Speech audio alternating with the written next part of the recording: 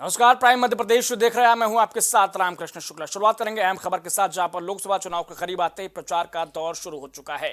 इसी बीच रीवा लोकसभा निर्वाचन इलाके से भाजपा प्रत्याशी जनार्दन मिश्रा के पक्ष में देव तालाब विधानसभा इलाके के नई गढ़ी तहसील के फुटबॉल ग्राउंड में केंद्रीय रक्षा मंत्री राजनाथ सिंह ने एक जनसभा को संबोधित किया है। इस दौरान रक्षा मंत्री ने कहा कि जो प्रदेश कई सालों से बीमारू राज्य बनकर रह रहा था, वो आज विकसित प्रदेश बन चुका है। जहां एक ओर रक्षा मंत्री जनसभा को संबोधित कर सरकार की उपलब्धियां गिना रहे थे, तो वहीं उनके कार्यक्रम स्थल पर अव्यवस्थाओं का अंबार भी देखने को मिला है।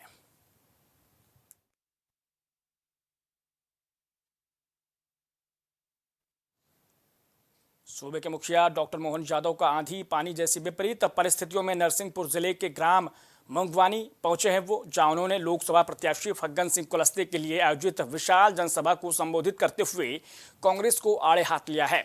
विपक्ष ने आज़ादी के 60 सालों तक आराम किया है, जनता को अपनी जागीर समझते हुए उनको विकास से कोसों दूर रखा है।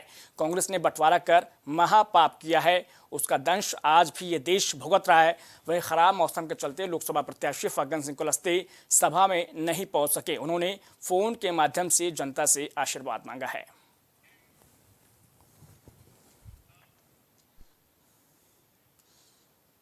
बुरहानपुर के खंडवा लोकसभा सीट से भाजपा प्रत्याशी ज्ञानेश्वर पाटिल के पक्ष में उप मुख्यमंत्री जगदीश देवड़ा जनसंपर्क करने के लिए पहुंचे, जहां भाजपा कार्यकर्ताओं ने जय सिया राम के नारे लगाकर उनका भव्य स्वागत किया है। वहीं मंच पर भगवा साफा पहनकर भाजपा प्रत्याशी ज्ञानेश्वर पाटिल, उप मुख्यमंत्री जगदीश सिंह देवड़ा सहित पूर्व मंत्री अर्चना चटनीश ने जय श्री राम के नारे लगाए।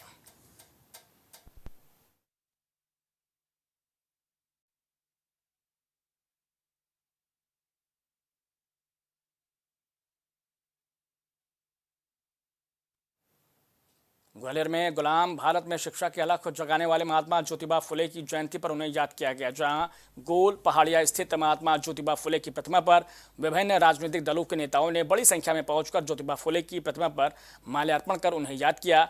वहीं माकपा नेता अखिलेश यादव और बहुजन समाज पार्टी के नेता दिनेश मौर्य ने केंद्र की नरेंद्र मोदी सरकार पर संविधान को खत्म करने का आरोप लगाया है।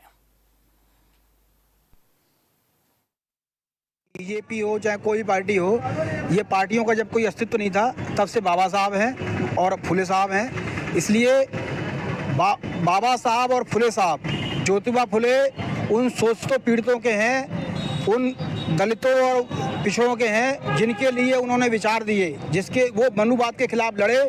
जो मनुवाद के साथ है वो फुले साहब के साथ नहीं हो सकता। हम ये कहने के लिए आए हैं यहाँ पर।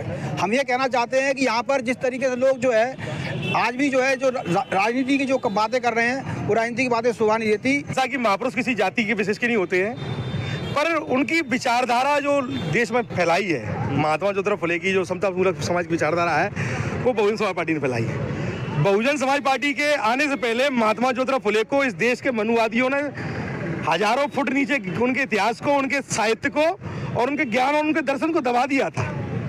वो धन्यवाद माननीय कांशीराम साहब का, जिन्होंने इस देश के हजारों महापुरुषों को, जो छोटे छोटे स्तर पर जिन्होंने अपने संघर्ष किया, जिन्होंने बड़े स्तर पर संघर्ष किया, आज वो विश्वव्यापी स्तर पर नाम है। जैसे महात्मा ज्योतिबा फुले हुए, बाबा साहब अम्बेडकर हुए, छत्रपति साहू जी महाराज हुए।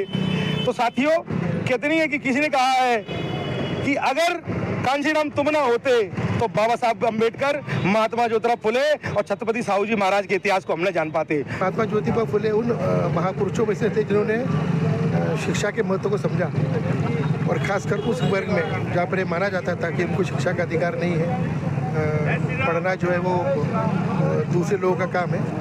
उन्होंने समाज में जागरूकता लाई और शिक्षा के क्षेत्र में बहुत क्रांति उन्होंने की। स्त्री शिक्षा के विषय में भी वे बहुत ज़्यादा पर्टिकुलर थे। उनका कहना था कि जब तक शिक्षा नहीं प्राप्त करेंगे तब तक आगे बढ़ने के सारे रास्ते बंद हो जाते हैं। आज उनके जन्मदिवस के अवसर पर उनको पुष्पांजलि। सूबे के अध्यक्ष नरेंद्र सिंह तोमर कुछ वक्त के लिए भीतरवार आए, जहां कार्यकर्ताओं ने पूर्व नगर परिषद अध्यक्ष सतीश मघैया के नेतृत्व में उनका भव्य स्वागत किया है। आपको बता दें कि ग्वालियर से सड़क के रास्ते नरवर की ओर जाते समय नरेंद्र तोमर कुछ समय के लिए भीतरवार में रुके हुए थे।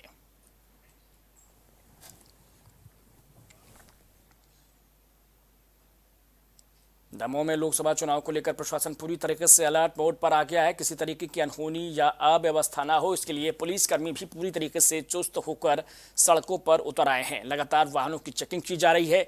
इसी कड़ी में एफएसटी की टीम ने भटियागढ़ छतरपुर हाईवे पर चेकिंग के दौरान एक कार से 74,700 रुपए की राशि मिलने पर पूछताछ की है। वहीं राशि के दस्तावेज नहीं होने पर धारा 102 के तहत कैश जब्त कर लिया गया है।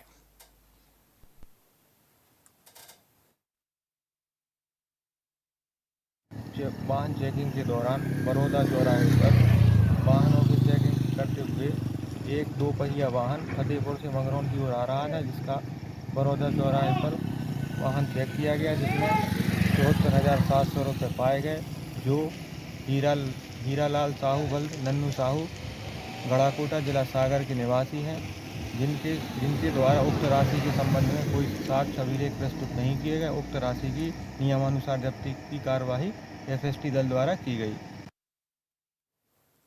आज पूरे मुल्क में ईद का जश्न मनाया गया। इसी बीच नरसिंहपुर और दमोह में भी नमाजियों ने ईद की नमाज पढ़कर देश में सुख और अमन की कामना की है। और 3 तस्वीरें आप देख सकते हैं। पहली तस्वीर जहां नरसिंहपुर की है, यहाँ पर नमाजियों ने नमाज पढ़ने के बाद ईद का जश्न मनाया। वहीं झाबुआ और तीसरी तस्वीर दमोह से भी आप देख सकते हैं कि इस तरीके से देश भर में ईद का चांद दिखने के बाद आज ईद का जश्न मनाया गया है। वहीं मध्य प्रदेश में भी ये 3 तस्वीरें बतलाती हुई कि अमन चैन की दुआ की गई है, नमाज पढ़ी गई है, उसके बाद अमन चैन की दुआ के साथ ईद का जश्न मनाया गया है।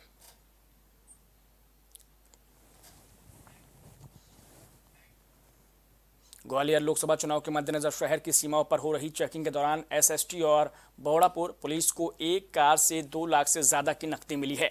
इस नकदी के बारे में कार में मौजूद निशांत मेहता कोई जानकारी या दस्तावेज नहीं दे सके, जिसके बाद पुलिस ने इस रकम को जब्त कर लिया है और ट्रेजरी में पैसे जमा कर दिए हैं।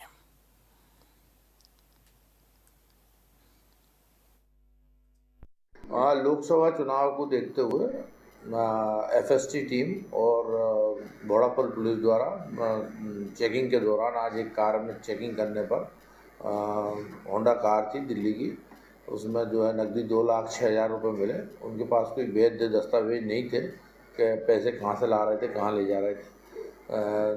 तो 2,06,000 रुपये बरामद किए गए और रिटर्निंग ऑफिसर वहाँ भेज दिए। माह रमज़ान में महीने भर की इबादत का सिलसिला ईद उल फितर की नमाज के साथ पूरा हो गया। गुरुवार को जिले भर में ईद उल फितर का त्यौहार पूरे हर्षोल्लास के साथ मनाया जा रहा है। कड़ी सुरक्षा इंतजामों और व्यवस्थाओं के बीच बुरहानपुर ईदगाह में करीब 1 लाख से ज़्यादा लोगों ने ईद की नमाज अदा कर मुल्क और कौम की तरक्की के लिए दुआ मांगी है।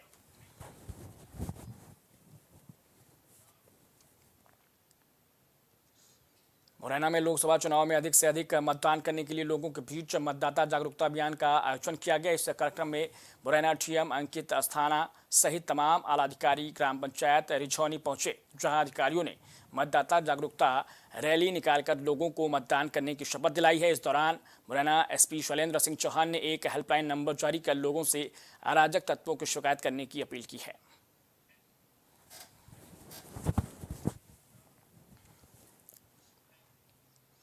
ग्वालियर में युवाओं में हथियारों के प्रति प्रेम उनकी परेशानी का सबब बनता जा रहा है, जहां उटीला थाना इलाके के सौसा गांव का रहने वाला अंकु उर्फ विवेक यादव अपने हथियार प्रेम के चलते अब जेल की हवा खा रहा है। दरअसल पिछले दिनों सोशल मीडिया पर युवक ने देसी कट्टे रखकर फोटो खिंचवाकर उसे वायरल किया था।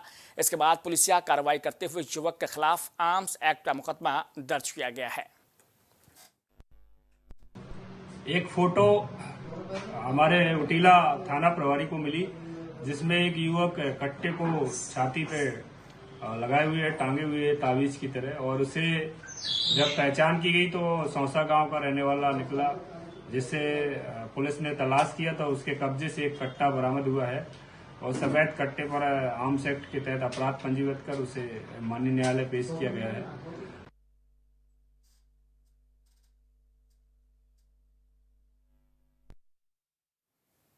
तो प्राइम मध्य प्रदेश में इतना है, लेकिन बने रहिए प्राइम टीवी के साथ। कुछ भाव पुष्प आप देख रहे हैं प्राइम टीवी, सच साहस सरोकार। हरी कृपा रामबाण तेल इस्तेमाल करने का क्या प्रभाव पड़ा? मैम, हमने टीवी पे ऐड देखा रामबाण तेल का, तो उसको मैं बच्चों से कह के मंगवाया। मेरे घुटनों में दर्द काफ़ी देरों से रहती थी। फिर उसको मैं 10-15 दिन इस्तेमाल किया। उसके बाद मेरे को काफ़ी राहत महसूस हुई। कामकाज में, भाग दौड़ में मेरा काफ़ी मतलब ठीक ठाक रहा। अब उससे हमको बहुत ज़्यादा राहत है। मैं मार्केटिंग का काम अपने आराम से कर लेता हूँ।